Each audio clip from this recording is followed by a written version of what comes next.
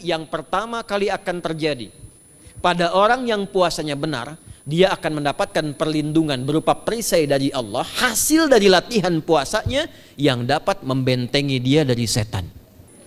Nah, supaya terbentengi dari itu semua, kata Nabi SAW, kita itu dihadiahi sekarang oleh Allah satu ibadah yang kalau dilakukan ibadah itu akan mengakumulasi ibadah-ibadah yang lainnya, yang saat bersamaan dahsyatnya ibadah ini bisa menghadirkan junnah, perisai yang membentengi dari setan. Karena itu ketika dilakukan ibadahnya, saat yang bersamaan bisa ditahan maksiatnya, ditingkatkan amal solehnya. Orang dusta bisa nggak dusta. Dan saat yang bersamaan, teman-teman sekalian, Bapak Ibu, itu bisa terdorong berbuat meningkatkan amal soleh. Sekarang kita keluar dari sini, ada yang minta, belum tentu dikasih.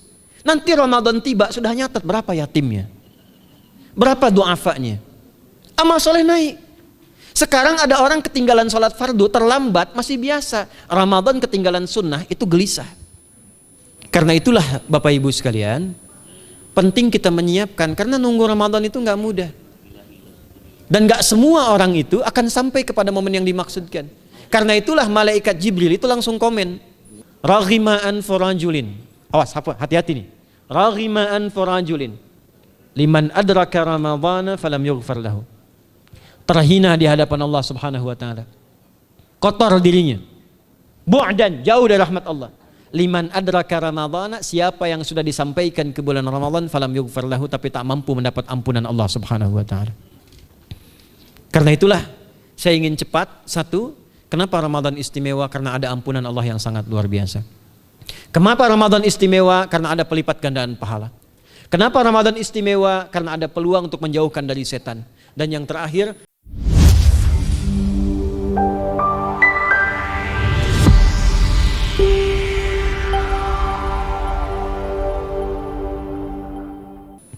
saat perintah puasa itu diturunkan, hal pertama yang disampaikan oleh Nabi Sallallahu Alaihi Wasallam kepada para sahabat beliau pada masa itu dan berkelanjutan sampai kepada kita saat ini adalah menerangkan diantaranya tentang keutamaan Ramadan. Untuk menjawab sekaligus mengentaskan hoaks yang pada saat itu dibangun oleh orang-orang Yahudi yang tinggal di Madinah. Jadi ketika mereka mengatakan orang Islam tuh nggak punya puasa, ikut kita. Ini puasa yang hebat, puasa yang bagus. Dijawab oleh Allah, turunlah perintah, ya ayyuhalladzina amanu kutiba alaikumus syiyam kama kutiba alal ladzina min qablikum la'allakum tattaqun.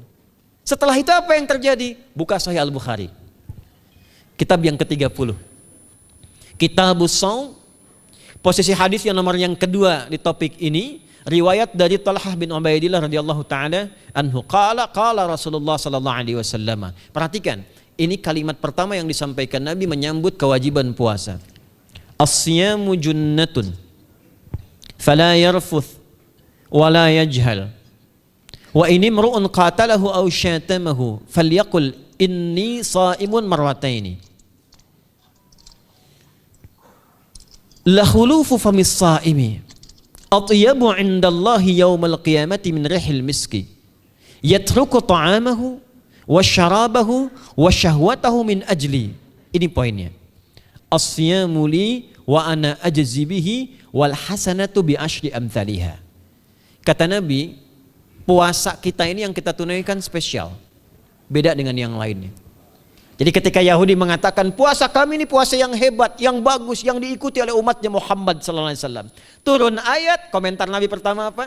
Puasa kita, kepada para sahabat, kepada kita semua, ini puasa yang spesial. As-siyamu. Lihat diksinya. Awas Pak ya, Ibu jangan salah baca. As-siyam, bukan asyab. As-siyam. Disebutkan 9 kali dalam Al-Quran. Ada as-saum, ada as-siyam, itu beda. Kalau saum, sekali disebutkan dalam Al-Quran, surah 19 ayat 26. Saum itu masih umum, kata umum untuk menunjuk kata imsak, menahan secara umum. Bisa berarti puasa yang ada ketentuan aturan, bisa berarti menahan secara singkat. Apa saja yang bersifat menahan, itu saum namanya. Contoh Sayyidah Maryam misalnya, beliau masih makan. Ya, ayat 24, 25 itu masih makan. Goyangkan pohon korma, jatuh kormanya, makan kormanya. Mau minum, ambil airnya, minum. Masih makan, masih minum. Cuman diminta untuk saum. Apa saumnya? Inni nadhartu lirrahmani sauma falam ukallimal yauma insiya. Jangan bicara pada siapapun. Kamu dituduh, kamu berzina, jangan jawab. Biarkan bayinya yang bicara, dan itu mukjizat pertama untuk Isa alaihi salam. Itu nanti dimulai di ayat 31 sampai 33 di surah Maryam, surah 19. Tapi beliau diperintahkan saum. Saumnya apa? Jangan bicara. Jadi kalau bapak masih makan, masih minum, cuman gak mau bicara dulu sama ibu, itu saum. Mau kemana, Bi? Kok gak jawab? Kenapa gak bicara? Sedang saum. Saum apa? Gak mau bicara sama mama. Itu bicara, contoh. Itu saum. Kalau siam, 9 kali disebutkan dalam Al-Quran, itu khusus, spesifik. Ada aturannya, ada ketentuannya, nggak boleh sembarangan, nggak bisa kemudian seenak kita melakukannya. Ada ketentuan yang dibuatnya dan itu harus diikuti. Begitu diikuti, maka keagungan dan keistimewaan ibadah itu akan dilekatkan pada pelakunya. Dan menariknya, perintah puasa itu ketika turun ayatnya Al-Baqarah 183, kalimatnya bukan menggunakan saum tapi siam. Ya ayyuhalladzina amanu kutiba alaikumus. Nah kata Nabi, asyamu junnatun. Kalau benar puasa kita ini, kita tunaikan yang Ramadan ini, maka dia akan melahirkan satu yang tidak ditemukan pada ibadah lain, yaitu junnah. Ada jinnah, ada jannah, ada junnah. Itu beda. Tapi semua katanya, itu hurufnya sama, cuma harokatnya beda. Coba lihat ya. Ada junnah, jinnah, dan jannah. Jannah artinya apa? Surga. Jinnah artinya apa? Jin. Jamak dari kata jin. Minal jinnati wan nas. Baik ya. Ada junnah, perisai. Itu ketiga-tiganya bersumber berasal dari huruf jim, nun, kemudian ta. Dalam bahasa Arab, setiap ada huruf dimulai dengan jim dan nun, itu pasti tersembunyi, gak kelihatan. Saya ulang ya. Setiap ada huruf dimulai dengan jim dan nun, kalimatnya itu pasti nggak nampak, nggak kelihatan. Janin, kenapa disebut janin? Karena masih tersembunyi dalam rahim ibundanya, nggak kelihatan. Begitu keluar, tampak jadi bashar, jadi bayi yang terlihat. Jin, kenapa disebut dengan jin? Karena nggak nampak. Makanya fitrah jin itu, Pak, Ibu, fitrahnya tersembunyi. Jadi kalau ada jin melakukan penampakan, itu jin sedang punya masalah. Betul, itu nyata. Dan yang lebih punya masalah, ada orang-orang manusia yang mencari-cari penampakan jin. Itu sedang kurang sehat itu. Ya, betul, karena jin itu dipasangkan di Al-Quran dengan ins. 18 kali pasangan ini disebutkan, itu lawannya langsung. Jadi jin tersembunyi, ins nampak. Ins itu kelihatan, makanya makhluknya tampak. Jadi kalau ibu ada bapaknya pulang ke rumah sembunyi-sembunyi, itu bapak sedang menjadi? Bukan.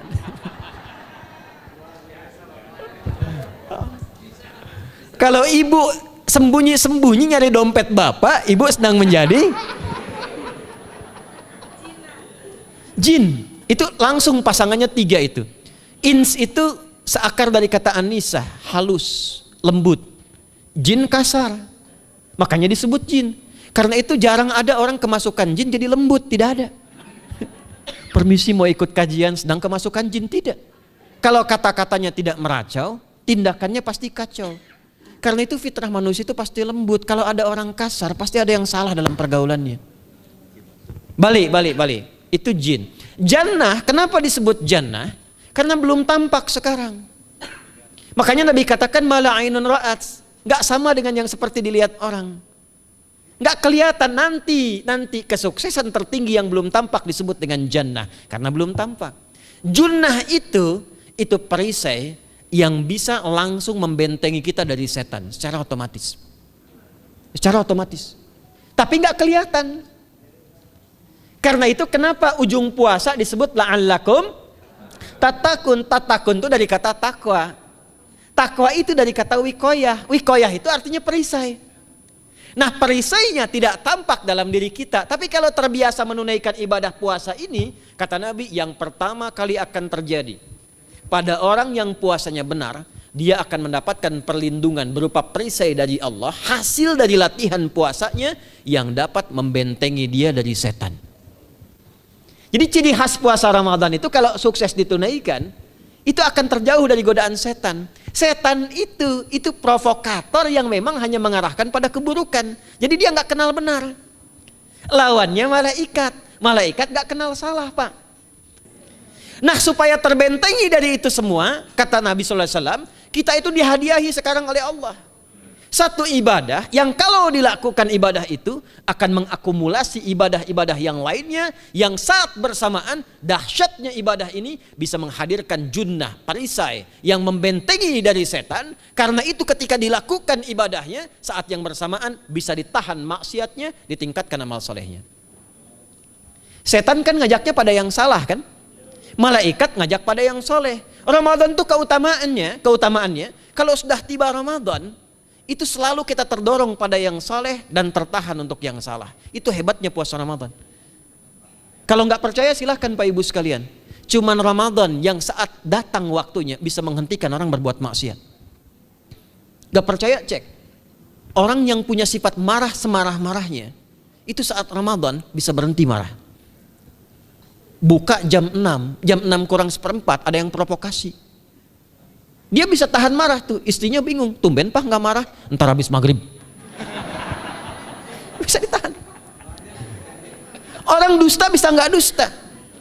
Dan saat yang bersamaan, teman-teman sekalian, Bapak Ibu, itu bisa terdorong berbuat meningkatkan amal soleh. Sekarang kita keluar dari sini, ada yang minta, belum tentu dikasih. Nanti Ramadan tiba, sudah nyatet berapa yatimnya, berapa du'afanya. Amal soleh naik. Sekarang ada orang ketinggalan sholat fardu terlambat masih biasa. Ramadan ketinggalan sunnah itu gelisah. Betapa ibu-ibu para pejuang yang sangat luar biasa itu berjuang memperebutkan saf pertama setelah maghrib untuk menaruh sejadah. Nah, ini pelakunya nih. Tapi itu hebat Bu. Saya tanya Ibu kalau berjuang naruh sejadah setelah maghrib atau bahkan sebelum maghrib, itu sejadah disimpan di saf itu untuk ngejar sholat apa? Tarawih, bukan isanya. Saya tanya pada Ibu, tarawih itu hukumnya sunnah atau wajib? Sunnah. Ramadan tuh jangan, kan yang fardu, ketinggalan sunnah bisa gelisah. Itulah Ramadan. Dan pada saat itulah ketika amal soleh dikerjakan, amal salah ditinggalkan, datanglah junnah, itu perisai yang mengikat setan. Itu yang dimaksudkan di hadis Muslim. Di topik yang ke-13 namanya Kitabus Syam. Hadis yang pertama dari sahabat Abu Hurairah. An Abi Hurairah radhiyallahu ta'ala anhu, anin Nabi sallallahu alaihi wasallam qala, "Idza jaa Ramadhanu." Redaksi yang pertama. Redaksi yang kedua yang bintang 3 di bawahnya. "Idza kana Ramadhanu." Redaksi ketiga yang bintang 4 di bawahnya. "Idza dakhala Ramadhanu." Muhammadiyah itu harus tahu dalil. Tahu dalil tuh ya. Idza jaa Ramadhanu, idza kana Ramadhanu, idza dakhala Ramadhanu, futtihat abwabul jannati aw abwabur rahmati. Wa ghulliqat abwabun nari aw abwabu jahannam. Wa sulsilatis syayatinu aw sufidatis syayatin. Ini maknanya. Kalau Ramadan sudah tiba kata Nabi, maka dibukakanlah pintu-pintu surga. Para ulama berbeda pendapat dalam tafsir tentang hadis ini. Pintu-pintu surga ada yang mengatakan real dibuka. Ada yang mengatakan dengan penafsiran metafor. Pintu surga itu pintunya lewat amalan. Ada 8 pintu surga kata Nabi dalam hadis yang lain. Ya, fil jannati thamaniyatu abwabin, fiha babun yusamma ar-rayanu, la yadkhuluhu illa as-shaimun, fa idza dakhaluhu ughliqa. Di surga itu ada 8 pintu surga. 8 itu ternyata di hadis lain pintunya semua amal soleh. Ada pintu sholat, pintu puasa namanya ar-rayyan, ada pintu sedekah, pintu zakat, pintu haji. Jadi kita itu sekarang fastabiqul khairat. Kenapa ada moto fastabiqul khairat? Itu kan diambil dari Al-Baqarah ayat 148. Siapa yang pengen memburu surga, buru di amalannya. Mungkin gak semuanya bisa dikerjakan. Kalau tidak semuanya, ambil salah satu yang paling disukai, konsisten di situ. Walikulli wijhatun huwa muwalliha. Setiap orang pasti punya kecenderungan untuk beramal. Ada yang senang puasa, ada yang senang tahajud, ada yang senang sedekah. Fastabiqul khairat, silahkan berburu, berlomba untuk mengerjakan apa yang disenangi itu. Itulah pintu surganya. Nah saat Ramadan, semua pintu surga itu dibuka Pak. Makanya kita senang kerjakan, sholatnya meningkat, sedekah meningkat, ngaji Quran meningkat. Saat yang bersamaan pintu neraka ditutup. Ada berapa pintu neraka? Ada berapa? Kalau pintu surga berapa tadi? 8. Hadisnya jelas, sahih dalilnya. Pintu neraka berapa? Bukan. Pilih. 6 atau 8? Yang 6 angkat tangan. Bukan 6, bukan 8, 7. Dalilnya apa? Dalilnya Quran surah Al-Hijr, surah ke-15. Ayat ke-44. Surah ke-15 Al-Hijr ayat ke-44. Neraka ada 7 pintu. Dan dalam setiap pintunya nanti ada 19 malaikat yang menjaga. Alaiha tis'ata asyar. 7 pintu ini khusus Ramadan ditutup. Dan hati-hati, nama neraka itu ada 2 nanti. Neraka yang membakar, ini mungkin jadi baru informasinya bagi sementara orang. Neraka yang membakar dan neraka yang membekukan. Jadi ada 2 sifat. Saya ulang ya, neraka yang membakar dan neraka yang membekukan. Yang membakar disebut dengan Jahannam, yang membekukan disebut dengan Zamharir namanya. Zamharir. Jadi kalau ada orang masuk neraka itu cuma 2 pilihannya, dibekukan atau dibakar. Jelas ya? Makanya kita dikasih pendahuluan, ada musim panas, musim dingin. Supaya merasakan, nih orang musim dingin nih pakai lapisan-lapisan baju. Musim panas cari pendingin. Kamu sekarang cari pendingin, kata Allah, di neraka nggak ada AC. Kamu sekarang pakai berlapis-lapis, di neraka beku. Jahannam itu nama apinya. Jadi nar yang membakar itu nama apinya Jahannam. Jahannam itu nama apinya. Untuk membedakan dengan api yang ada di dunia dan api yang bahan bakarnya jin dan setan saat diciptakan. Setan itu dicipta dari api. Ya, setan kan asalnya dari iblis. Iblis dari jin. Setan Al-Baqarah ayat 36. Dari iblis Al-Baqarah 34. Iblis dari jin. Quran surah Al-Kahf ayat 50. Kana minal jinni fa fasaqa an amri rabbi. Jin dari api yang menyambar-nyambar. Quran surah 15 ayat 27. Wal janna khalaqnahu min naris samum. Karena narnya narus samum, maka apinya mesti beda. Karena itulah nanti nerakanya yang membakar disebut dengan Jahannam. Pintunya 7, namanya banyak. Ada sa'ir, ada lava, ada neraka hutamah. 7 pintu, besarnya disebut dengan Jahannam. Khusus Ramadan tutup. Ramadan tutup. Wasulsilati syayatin. Setan itu dibelenggu, diikat rapat. Bagi orang yang mau puasa benar. Awas hati-hati. Bagi orang yang mau puasa benar, karena itu kalimatnya asyamu junnatun. Kalau benar puasanya, metafornya amalan dia bisa mengikat setan. Tapi kalau puasanya nggak benar, tetap digoda juga. Makanya jangan heran, walaupun Ramadan tetap kotak infak ada yang hilang. Sendal ada yang hilang. Karena puasanya bukan siam, puasanya saum. Sedangkan diksi Nabi yang mengatakan asyamu junnatun. Puasanya yang harus benar. Nanti kita belajar fikih setelah itu. Saya ingin pendahuluan dulu ya. Setelah itu apa yang kata Nabi katakan? Ini masih mukadimah ya kita ya. Ini luar biasa nih. Ya. Jadi keutamaan Ramadan itu dahsyatnya dengan puasa biasa. Kata Nabi, kalau orang benar puasanya, bebas dia dari setan. Bukan nggak digoda, Allah kasih benteng sehingga setan nggak tembus kepada dia. Itu 1. Itu keutamaan Ramadan. 2, teruskan dulu langsung ke ujung hadisnya saja ya. Kalau yang tadi nanti latihannya fala yarfus fala yajal, itu latihan. Yang kedua, Allah langsung yang mengatakan dalam hadis qudsinya, asyamu li wa ana ajzi bihi. Khusus Ramadan, kalau ditunaikan dengan benar, maka semua yang puasa itu aku langsung yang memberikan takaran pahalanya. Sekarang kita hitung-hitungan dikit ya. Bapak Ibu kan senang hitung. Tadi bangun aja kan dihitung kan? Ya, dapatnya sekian, berkurangnya sekian, ya usahanya sekian. Sekarang kita ngitung pahala nih. Ada rumus hitung pahala dalam Al-Quran. Ya, saya tanya sebentar. Kalau 1 kita kerjakan ibadah, pahalanya berapa? 10. Dalil. Apa dalilnya? Quran surah ke-6 ayat 160. Man jaa baik bil hasanati falahu asyru amthaliha. Siapa yang melakukan satu perbuatan hasanah. Hasanah itu perbuatan baik yang bernilai pahala. Itu hasanah namanya. Pahalanya disebut ajrun namanya. Lahum ajrun ghairu mamnun. Jadi perbuatan baik yang bernilai pahala disebut apa? Hasanah. Ya, eksekusinya, implementasinya disebut amal soleh. Pahalanya, hitungannya disebut ajrun namanya. Jamaknya disebut dengan ujur. Di setiap poinnya disebut dengan ajrun namanya. Nah, orang yang mengerjakan perbuatan baik berpotensi punya nilai pahala, itu setiap perbuatan baiknya 10 kebaikan. Contoh kita sholat nih, sehari berapa waktu? 5. Berapa rakaat? 17. Al-Fatihahnya 18 atau 19 kali? 17 kali ya. Kalau 18 kali berarti subuhnya 3 rakaat. Nah, itu kan kalau kita buka hadis Muslim nomor hadis 162, saat Nabi dalam peristiwa setelah Isra itu ke Masjidil Aqsa, kemudian araja bina Jibril alaihissalam, Mi'raj, naik ke Sidratul Muntaha. Sidratul Muntahanya ada di surah An-Najm dari ayat 1 sampai 18-nya. Itu ketika menerima perintah salat pertama kali kan bukan 5, tapi 50. Turun kan Nabi kemudian ke langit ke-7, ketemu Nabi Ibrahim sedang senderan di Baitul Ma'mur, punggungnya senderan. Itu ada kisahnya di hadis Muslim nomor hadis 162. Kemudian turun lagi ke Nabi Musa. Nabi Musa itu kan tipikalnya senang, yang pertama agak temperamen, yang kedua itu senang mengomunikasikan sesuatu. Makanya ketika dengan Khidir alaihi salam itu senang, ya, kritisnya itu muncul kepada Nabi Muhammad ketika turun dari Sidratul Muntaha ke langit yang ke-6 itu ketemu Nabi Musa, ditanya, Muhammad SAW dapat apa tadi?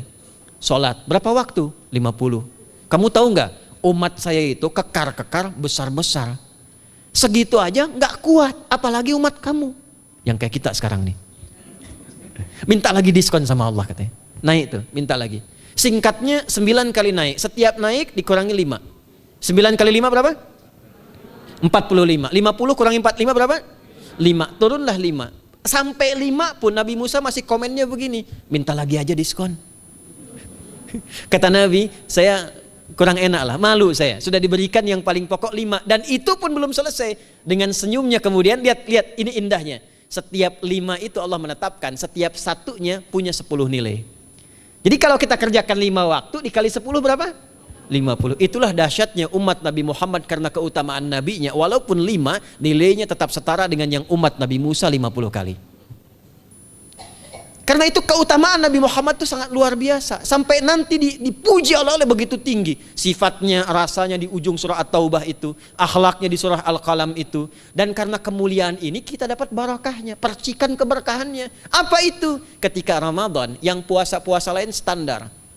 Puasanya umat Muhammad SAW, setiap puasanya itu pahalanya dilipat gandakan tak terbatas. Allah langsung menilai keikhlasan pada hambanya.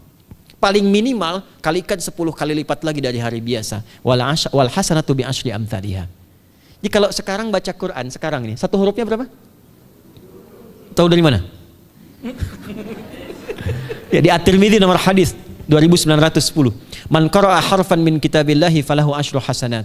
Setiap ada orang baca satu kitabullah dengan syarat dia mukmin, muslim, baca satu huruf dari kitabullah, dapat 10 kebaikan. Satu hurufnya 10, Bu, Pak. Walam aqul alif lam mim harfun, saya tidak katakan kata Nabi alif lam mim satu huruf. Walakin alifun harfun, lamun harfun, mimun harfun, walikulli harfin asyru hasanat.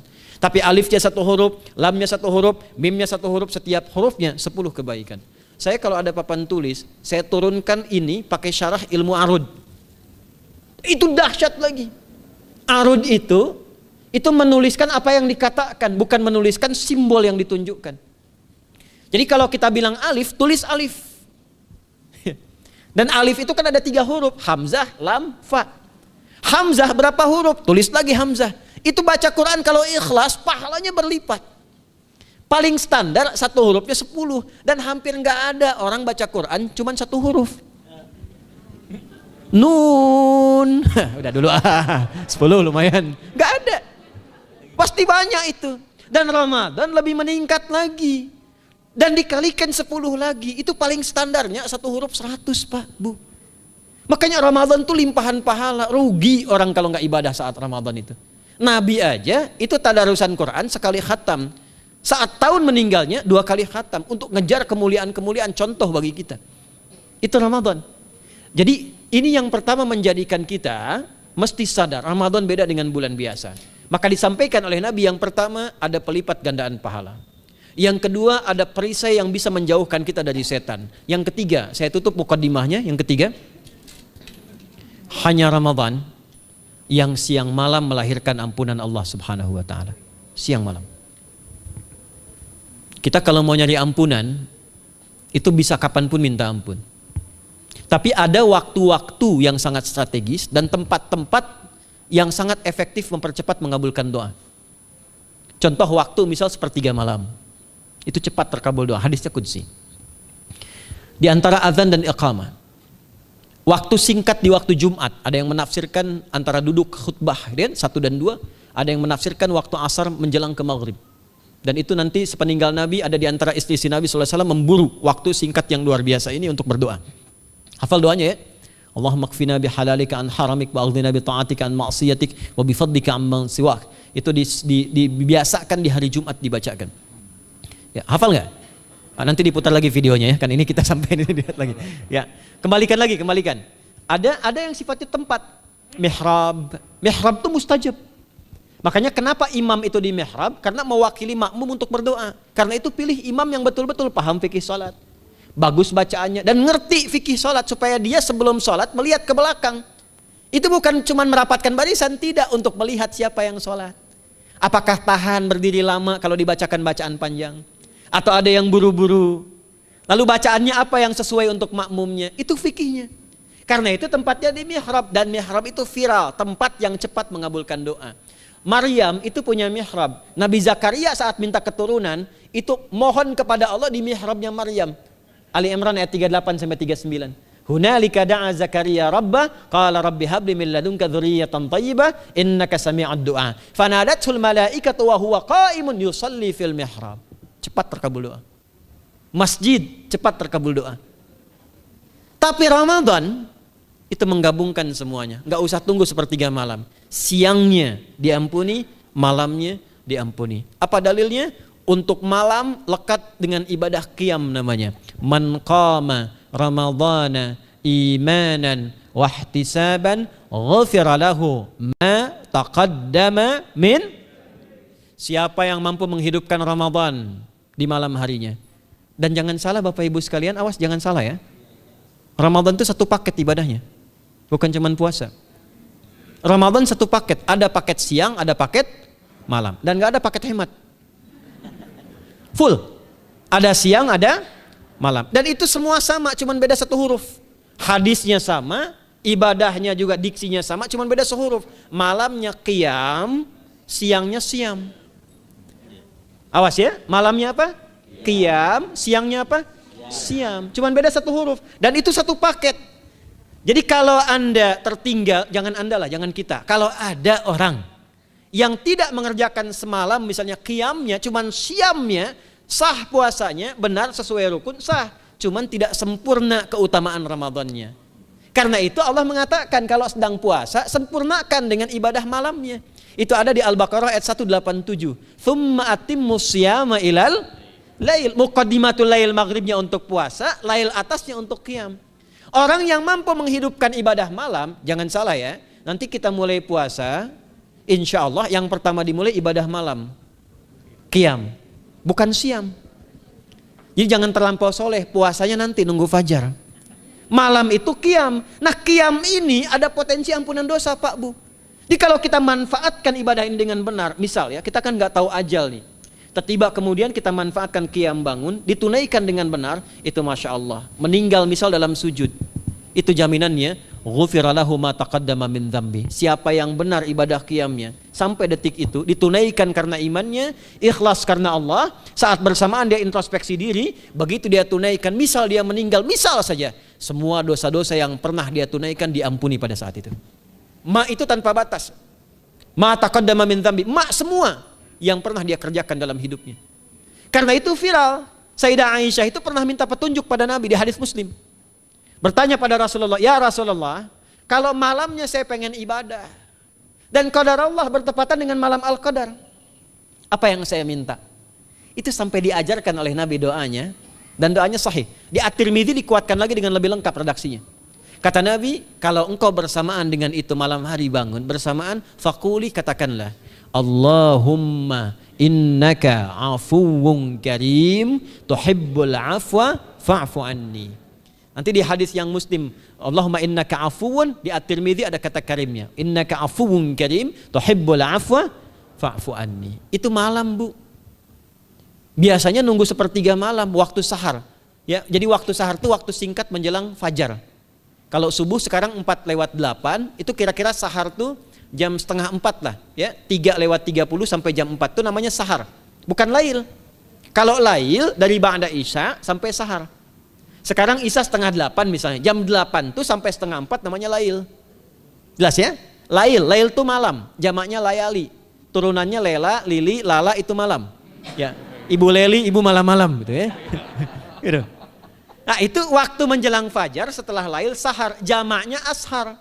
Ashar itu disampaikan di Al-Quran waktu terbaik untuk istighfar.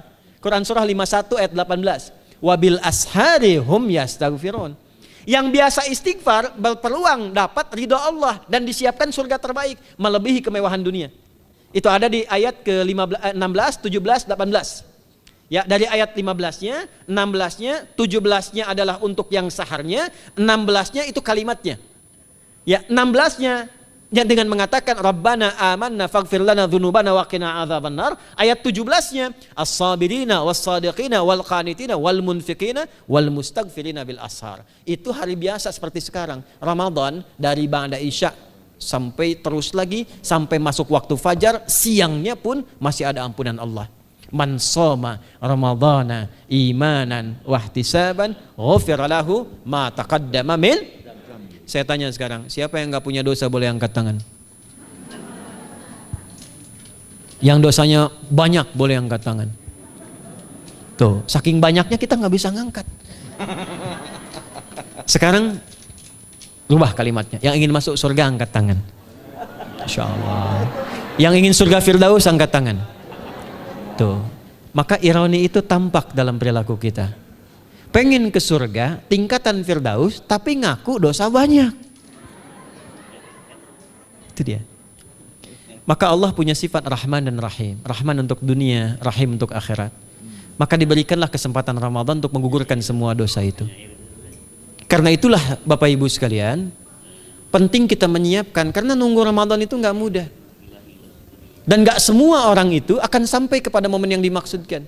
Karena itulah malaikat Jibril itu langsung komen. Ya, jadi ada dua riwayat nih. Nabi yang berdoa, malaikat yang mengaminkan. Ada malaikat yang berdoa, Nabi yang mengaminkan. Jadi Nabi akan naik memberikan tausiah di mimbarnya. Mimbar Nabi itu ada 3 gundakan. Begitu naik ke gundakan pertama, ada 3 gundakan.